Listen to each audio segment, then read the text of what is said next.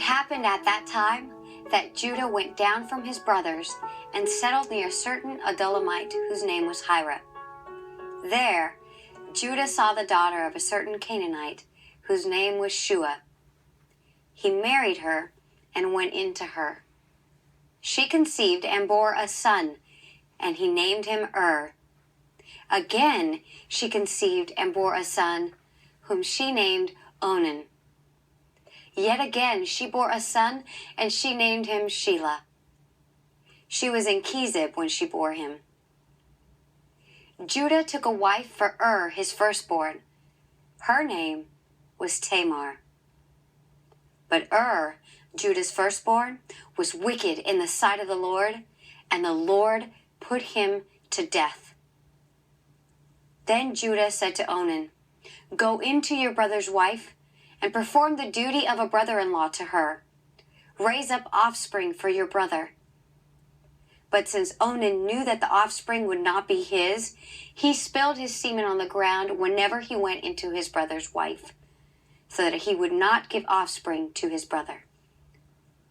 What he did was displeasing in the sight of the Lord, and he put him to death also. Then Judah said to his daughter-in-law Tamar, "Remain a widow in your father's house until my son Shelah grows up," for he feared that he too would die, like his brothers.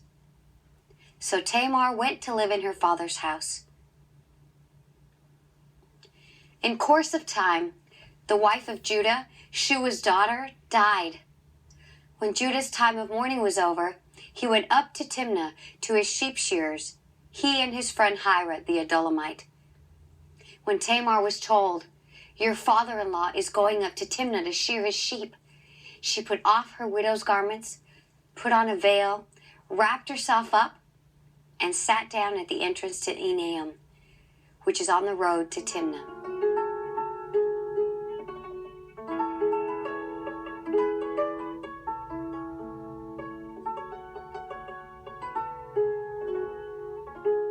She saw that Shelah was grown up, yet she had not been given to him in marriage.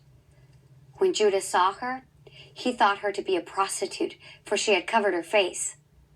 He went over to her at the roadside and said, "Come, let me come in to you," for he did not know that she was his daughter-in-law.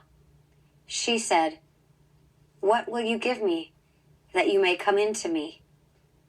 He answered, "I will send you a kid from the flock." And she said, "Only if you give me a pledge until you send it." He said, "What pledge shall I give you?" She replied, "Your signet and your cord and the staff that is in your hand." So he gave them to her and went into her, and she conceived by him. Then she got up and went away, and taking off her veil, she put on the garments of her widowhood.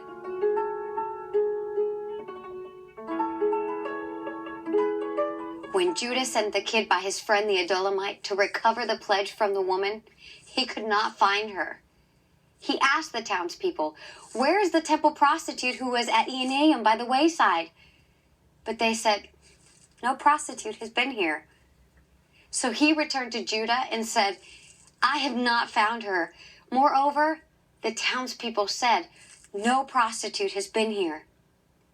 Judah replied, "Let her keep the things as her own. Otherwise, we will be laughed at. You see, I sent this kid, and you could not find her." About 3 months later, Judah was told, "Your daughter-in-law, Tamar, has played the whore. Moreover, she is pregnant as a result of whoredom." And Judah said, "Bring her out, and let her be burned." As she was being brought out, she sent word to her father-in-law, "It was the owner of these who made me pregnant." And she said, "Take note, please, whose these are, the signet and the cord and the staff." Then Judah acknowledged them and said, "She is more in the right than I, since I did not give her to my son Shelah." And he did not lie with her again. When the time of her delivery came, there were twins in her womb. While she was in labor, one put out a hand, and the midwife took and bound on his hand a crimson thread, saying, "This one came out first." But just then he drew back his hand, and out came his brother. And she said, "What a breach you have made for yourself." Therefore he was named Perez. Afterwards his brother came out with a crimson thread on his hand, and he was named Zerah.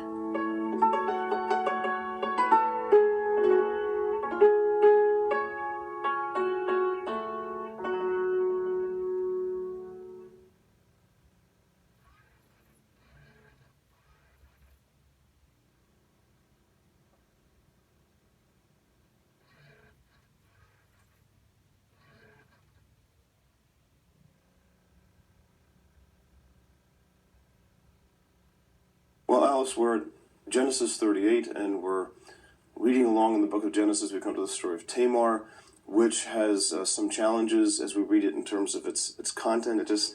We ask what's going on here. And also a big question that I'm sure a lot of people have is, how does this fit in the whole story of Joseph? It seems to interrupt it and not make much sense. So maybe you can help us understand first just what's in the story. Okay. Well, Pete, it's one of my favorite stories because Tamar is a woman who is in a bad situation, and she uses her wits and basically is able to come out on top. She has been married to Judah's first son, who dies mysteriously, and then through the Levirate institution, where she's allowed to mate with the brother in order to raise up a son to her dead husband. That turns out badly because Onan doesn't want the responsibility, presumably the financial responsibility of the child, and spills his seed, and God becomes angry and kills Onan. But Judah doesn't know what has happened. All he knows is that 2 out of his 3 sons are dead, and presumes that it must be something that's lethal about Tamar. Tamar still is not given the opportunity to have a son. And so she knows that she has to do something. She does something that from a modern perspective often seems rather scandalous. She waits until Judah is returning from sheep shearing, knowing that he'll be in a good mood, and sits at the side of the road and basically appears as a prostitute. He sees her, and they bargain, come to an agreement. And a few months later, when she is pregnant and Judah is aware of it, he's ready to have her executed, until she at that point produces his staff and his cord, the ancient version of a credit card and a driver's license to in effect say that this child is yours. And at that point, he tells her, you are more righteous than I. And she has the son, which turns out to be an ancestor of David. And the story turns out happily because she's willing to take matters into her own hands and do something that even then presumably would have been a little out of the ordinary. It seems like it's not a story written presumably for moral guidance to begin with. I think maybe if we approach it that way, we may miss the importance of the story. And one thing you mentioned before was the economic dimension of that. Maybe you can help us understand that a little bit better. Right. She's similar to Hagar that we talked about earlier, in that both are women whose lives are largely controlled by other people, but she's different from Hagar in that she isn't a slave. But at the same time, unless she can find some way of having a son, she doesn't have an economic future, because that's the way the economics worked in those days. She needs a husband or a son in order to have Social Security. And that's, again, another issue that's so important, is the role of children in the ancient world, not just women, but the importance of children from an economic and security point of view, right? Right. And of course, the story is one that, from a modern perspective, often seems like other stories in the Bible to involve deception.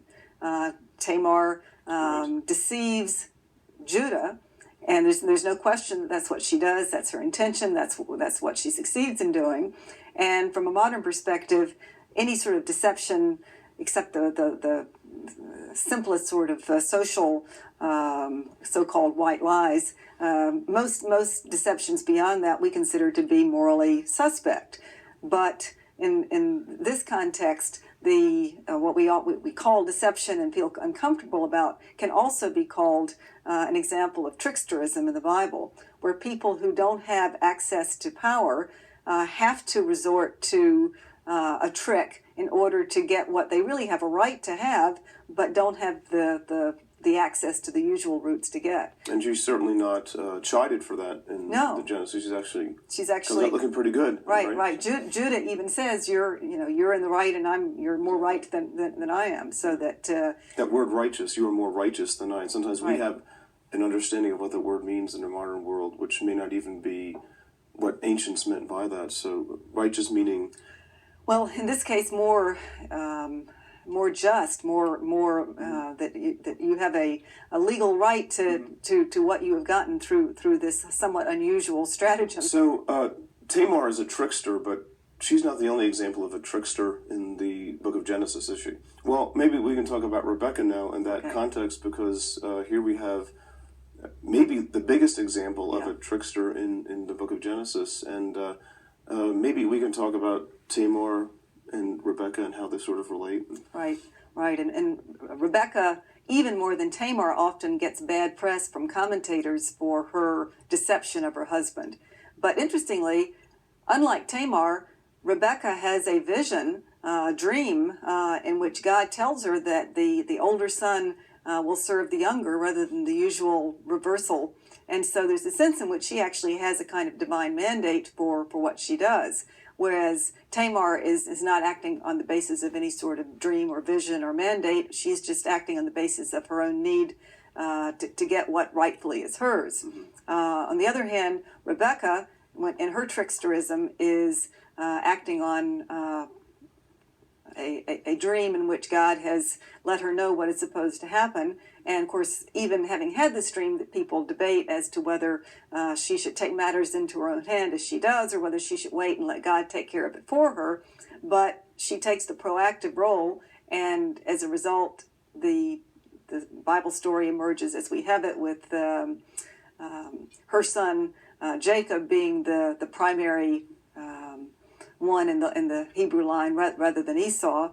And although you can debate whether God would have eventually taken care of things if she hadn't taken the active role, that's not what happened. And the story certainly doesn't in any explicit way condemn her for doing what she does in order to make things happen as she understands they're supposed to happen. Well, we have a story that involves tricksterism, deception. And I guess the big question that comes to my mind, and maybe to other people's as well, is what does this tell us about God, the God of Genesis? Since all the characters here that we're dealing with are underdogs, people who don't have the usual means of power, the God that is their God is a God who cares about not just the rich and powerful, but very much cares about the lives of underdogs, of people who don't have the usual availability of power.